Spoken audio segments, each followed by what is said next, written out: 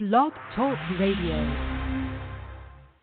Welcome, world. Welcome once again to Tuesday Talk with Key West Lou. I am your host, Louis Patron. Another exciting week. I prefer these weeks rather than listening to all that crap that went on for 4 years under Trump. It's a war in Washington. It's too much of a war. The Republicans have to learn how to sit down and talk business, not keep things away from the Democrats, but negotiate, compromise, and come up with legislation that will pass. You can't do business if there's an arbitrary no, generally from the other side. That's the biggest thing. There's a lot of interesting things and exciting things going on. I think this January 6th congressional committee thing is going to get hot and heavy next week. That's going to be very interesting. Abortion and the voting bill, those are going to come up again too. And there's no partisanship. Forget it.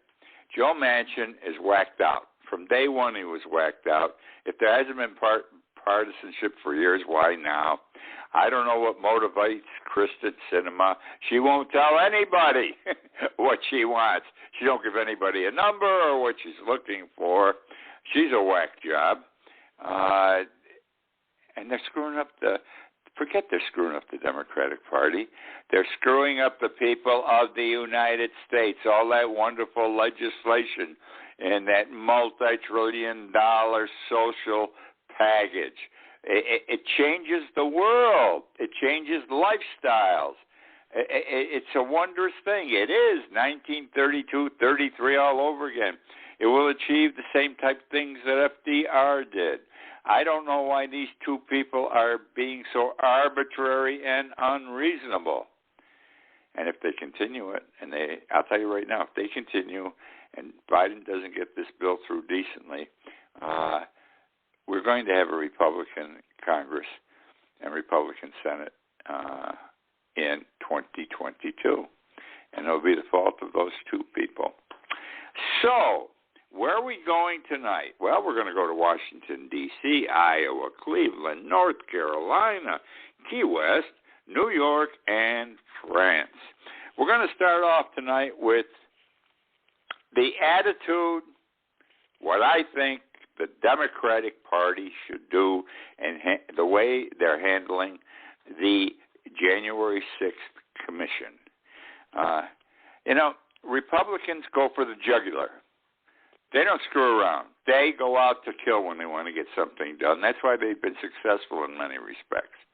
The Democrats want to be nice guys. They want to be statesmen. If the opposition isn't going to play statesman roles, then the Democrats shouldn't. You go after the jugular, too. Now, where am I going? The subpoenas are out. 4 subpoenas are out. Let's see what they do. Now, they haven't got Trump for executive privilege, okay? It doesn't fly. What's going to happen, though, they're going to want to delay. They will delay by having the necessity come up for the committee, the Democratic committee, to take them to court, or the Justice Department taking them to court to enforce the subpoenas. Now, it may be that all 4 of them believe the subpoenas are valid. Doesn't make any difference because they know if they go to court, it's just like Trump did for 4 years. It initiates a delay process. The courts move too slowly. I've written about this and talked about this for years. The court system's got to change in this country. Justice doesn't change, just how we get things done.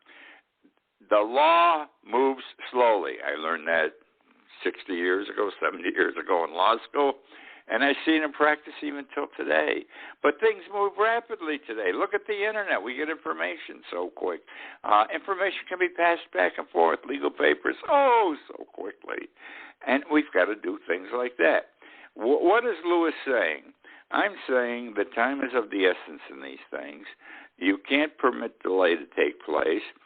If these subpoenas are unanswered tomorrow, a system has to be set up whereby, because I think they're going to go for criminal contempt through the Justice Department, the Justice Department attorneys will go to court and tell the court, look, different situation. We want to fast track it. The court has the power to fast track something. What does Lewis mean? If something gives the opposition 20, 30 days to get something done, the court could say in 2 days, I want the response here. Yes, it's been done to me. It was done to me many times in big cases because the judge had to move these cases, okay? And it can be done in these cases. That's the way things have to be done.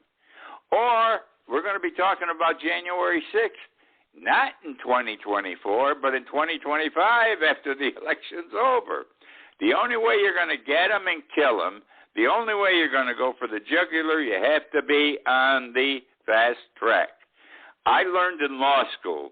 I graduated in 1960. I was wised up also through the practice of law for those so many years afterwards. It's true that justice delayed is justice denied. And for once, let's get justice when it comes to opposition to something Trump, we believe, initiated and put, got the ball rolling on, the insurrection. And that's the way you got to do it. And if we don't do it, the Democrats don't do it, they're crazy and they deserve to lose the next election. It's that simple. I may turn Republican then. Let me go to Iowa now. The rally, Trump was in Iowa this weekend. He had his typical rally. Not pressing him. He can be less enthusiastic. But he was up there like he owned the world. And right now he does. He owns the Democratic Party. I believe it was, 91% of registered Republicans in the state of Iowa support Donald Trump to run for president and become president again in 2024. Now, that didn't bother me because I don't think he's going to make it, and I'll tell you why. Nobody talks about him getting arrested. You got 2 grand juries in New York City, one federal, one state, looking at him, looking at his tax records. This guy's going to be long on trial and long convicted, okay? His appeals may not be over by 2024, and he won't be a viable candidate because of that. The garbage is all going to come out. Now, what bothered me about the Iowa rally, and it's this. MSNBC interviewed 2 couples after the rally, and they were typical all-American appearing couples. One couple's in their 60s, the other couple in their 70s. Ma and Pa kettle types. Again, typical Americans, ma and pa kettle types. And the questions to each were basically the same, each couple. And they talked about the January 6th insurrection. And you know what these people said? Each of them. We were in Washington that day, and we didn't see any of this. They also said this stuff on television, we never saw that, and we were there. Now, I get emotional over this. You have to, also if you saw the internet videos on this. It was wild. You never expected to see something like this. They took over. They almost took over the Alamo. All right, the insurrectionists on that day, and but these people were very sincere, and they said we went there to support our president. He asked us to come. He asked everybody to come. They took him seriously. What a wonderful thing to have that intimacy with your supporters. I mean this seriously. Anyhow, how can these people? Are they lying? Are they blind? Are they wacky? I don't know why they talked like that, why they said that. But I'm going to tell you something. A lot of people believe that story, and these people were there, and they look like good, solid, all-American couples. Scares the hell out of me. Scares the hell out of me. Janet. Don't know Janet's last name. I write my blog every morning, TWeslew.com, and I generally write about the things I talk about here. Sometimes get excited in writing. Janet reads my blog, I would say, fairly consistently. How do I know? Because she comments. I have a series of comments there, and on several other sites I write, where my blog is located, rather. And she writes what she thinks, and I think she's a pretty intelligent woman, very intelligent, and great way of expressing herself. We don't always agree, generally we do, but we have exceptions. And when she points out that I was wrong someplace, I may have been in some instances. It's a good give and take, but the point is she's a straight woman. She's just, God bless her, and she takes on these issues. Now, we're talking about, I wrote a blog the day she responded, and the title was Why I Don't Understand. And the introductory topic was these two couples from Iowa. And then I got into it at some point in the blog because I cover several topics. And I talked about, people don't want their kids vaccinated, don't want them to wear masks. Why are we doing this? They're endangering themselves, their families, their friends. We're never going to kill this pandemic unless everybody plays ball and get the shots. And she wrote, and I quote, in the comment section, people take their kids on a metal tube that goes 500 miles an hour at 3,600 feet without ever doing their own research about who made the plane, who last serviced it, or even reading about the physics of air travel. They just trust that the big airline knows what it's doing. And she finishes with, cut the crap, stupid. And I agreed with her. Cut the crap, stupid. These people go fly in the planes with their kids, dead dear. Who checks anything out? And the plane goes down, we're dead. All right? Dangerous? Absolutely, without any question. And I don't generally quote people who comment, but I thought this was a good comment, and I wanted to share it with my reading public. And I did. Well, interestingly, 3 or 4 people don't agree with it, my position, nor hers. And their basic premise is we're talking about choice here. If I take my children on the plane, it's my choice to decide if I want to take them on the plane. If I don't want them to have the shot, that's my choice too. The issue is choice. So I sat back and I thought about that, and I said, Lewis, did you fail to think about this issue clearly? And then I said, let me look at some numbers. And here's what I came up with. In the year 2020, and that's the last full year from which we can get numbers, 2021 isn't over yet, but in the year 2021, do you know how many people died worldwide in airplane accidents? You're going to be shocked. Last year, worldwide in airplane accidents, 299. Look it up. It's there on the internet, 299. Then I looked to see how many people died in 2021 from coronavirus. Going to blow your mind, which you already know. In the United States alone, 375,000 people died from the virus. 299 on the plane, 375,000 worldwide, then 375,000 just in the United States. And I said, these people really aren't making a proper choice because they don't know what the hell they're talking about. Those numbers alone tell you that the proper choice to protect yourself, your family, your children, your neighbors, is to get the shot.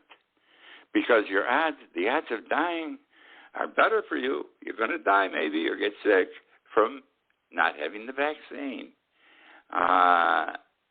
So I don't agree with the people who questioned what Janet wrote and who said, Lewis, you blew this one in effect.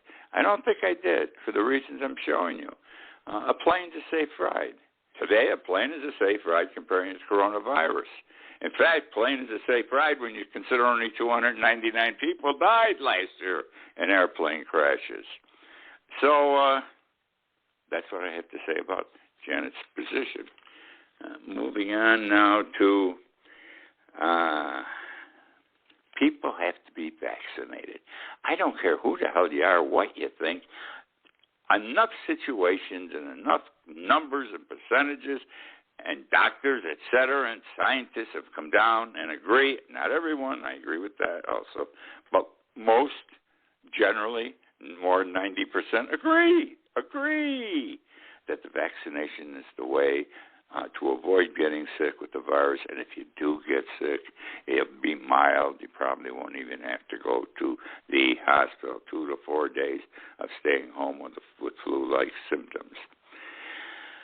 And in order to make sure that people get vaccinated, the government has said, Biden said, everybody's got to get vaccinated. And we're telling anyone that employs more than 100 people in this country by executive order, they must require their employees to be vaccinated. Those that are not by a certain date are terminated. Just that simple. That simple. That simple. And it should be that way. And that's happening in a lot of situations. Now, people need organ transplants to live. That is the only reason for getting an organ transplant, to live, to avoid inevitable deaths. Well, last week it started. Some hospitals in this country that do a lot of organ transplants said, hey, if the person who's going to get the organ transplanted into their body is not vaccinated, we are taking them off the list as people waiting for transplants, because the odds are they can die. Anyhow, they have no protection. The transplant takes care of one thing, but we're afraid they're going to die anyhow from the virus at some point in their lives. We've got to go with the people who need the transplant and have had the vaccine. They already have better protection going in. And also, it is required that the donor have had the vaccine also of, the organ, the kidney, or whatever's going to go over. Both sides, donor and donee, have to have had the vaccine. And today's big Cleveland Clinic, one of the biggest hospitals in the world, they're all over the place in the United States, they said no, and they do a lot of organ transplants. Unvaccinated, you're off the list. We don't consider you anymore. And that's the way it should be. There's another reason for this. It seems that based on statistics, we've had, 2 years of coronavirus or close to it, based on statistics so far, because they did do organ transplants with people prior to this time who had not been vaccinated, and they found that the increase in the risk of dying if you have an organ transplant and were unvaccinated is 20 to 30% higher. In other words, don't get the shot, get the transplant. 6 months, a year, 2 years down the road, you're going to die maybe.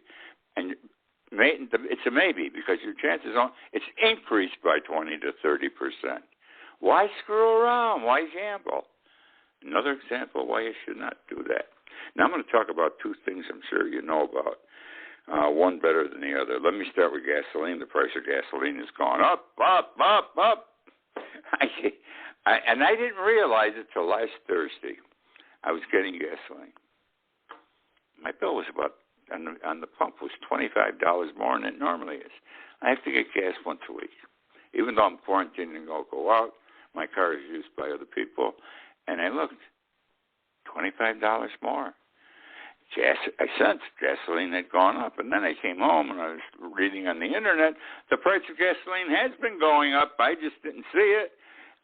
Crude oil's going up. Last week on Thursday, it was $80 a gallon, expected soon, a barrel or a gallon, whatever way they do it. And they expect, I think they do by the barrel, it's going up, and they expect it to hit 100 very shortly, which means we're going to be paying more at the pump to get gasoline, okay?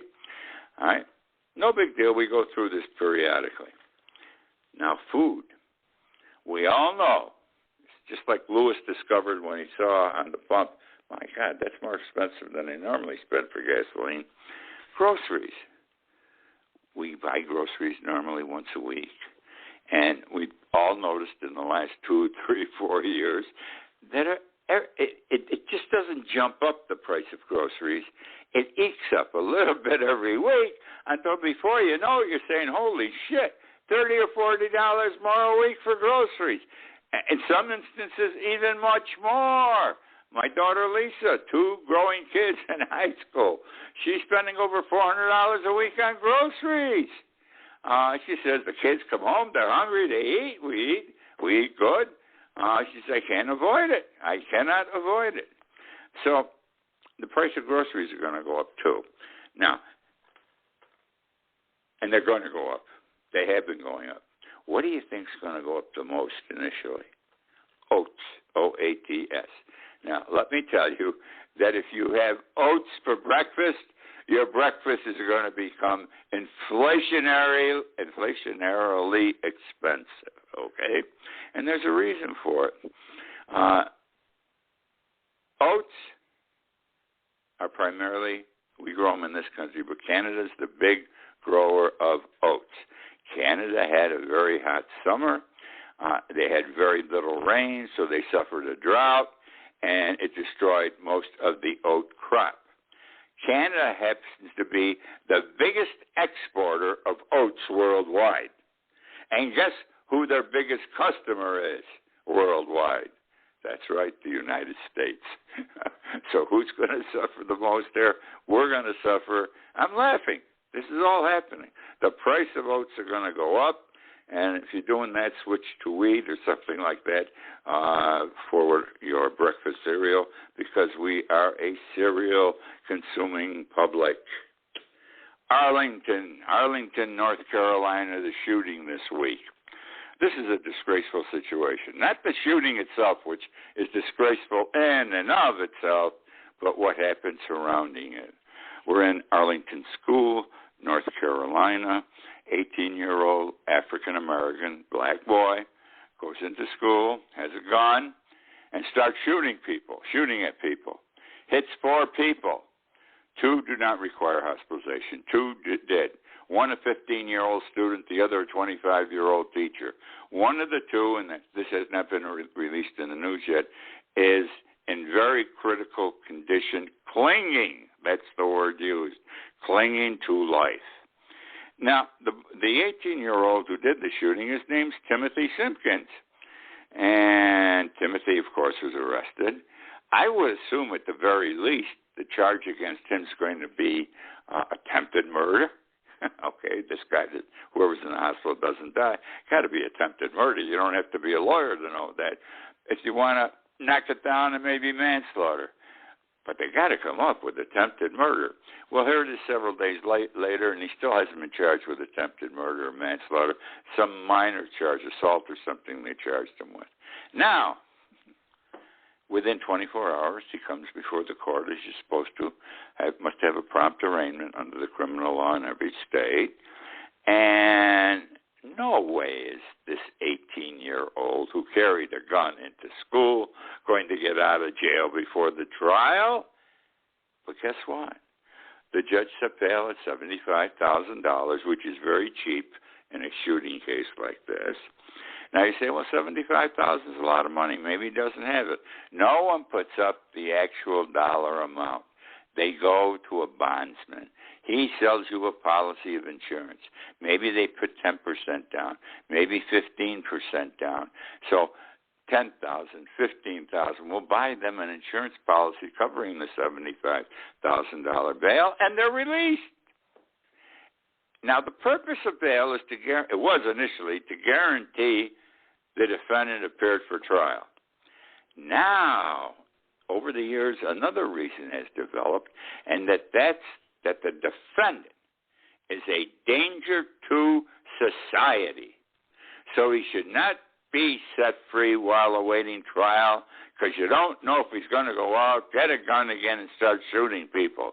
And the fact pattern here indicates you don't know. And so the judge shouldn't let him out on bail. No reason for it. The guy's a dangerous commodity out there. Make it even worse. He's bailed out within 24 hours. Unheard of that quickly. I don't make the rules. I'm telling you how they're applied in this country, though. So, now some reporters go to his house within 24 hours of his having been arrested. They go to his house. And the kid doesn't live poorly. His family, apparently hardworking people. And there's a party going on. Simpkins is there, Timothy Simpkins, his mother and father, if he's got any brothers and sisters, his relatives and his friends, and they're whooping it up because he's out of jail. I would close the door in shame. Not want anyone to see me, and I wouldn't want to act any other way than I got to figure out how I'm going to get out of this thing. But not to party, especially when one person is in the hospital clinging to life. This is an example. I criticize the court system a lot. This judge was screwed up. I've neither heard nor read anything that would justify letting this kid out on bail. Now, this week, I read an article in Zero Hedge. It's a political newspaper, Zero Hedge. And it said, the United States finally is a banana republic.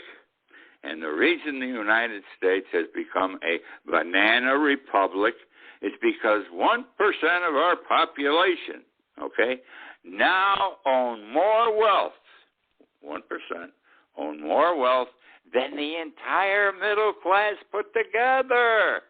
Isn't that wild? 1% own more money, have more money, more wealth than the entire middle class combined. And this is sort of unprecedented, though it did happen once before. And when it happened once before was in the 1 or 2 year time period before the Great Depression, which started in 1929. It happened then. Is history telling us something? Are we, if it is, are we learning from it?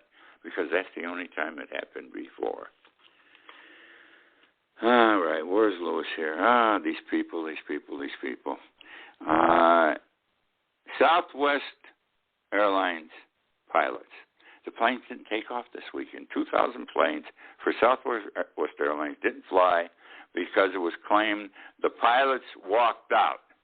All right, they did one of these sick rebellions when they weren't sick because they weren't going to let the airlines tell them they had to be vaccinated. You recall, it was early last week, Biden issued his executive order. Any company with more than 100 employees has to make sure that everyone's vaccinated. Those who refuse, they're fired. They're gone. And this is the right way to handle this.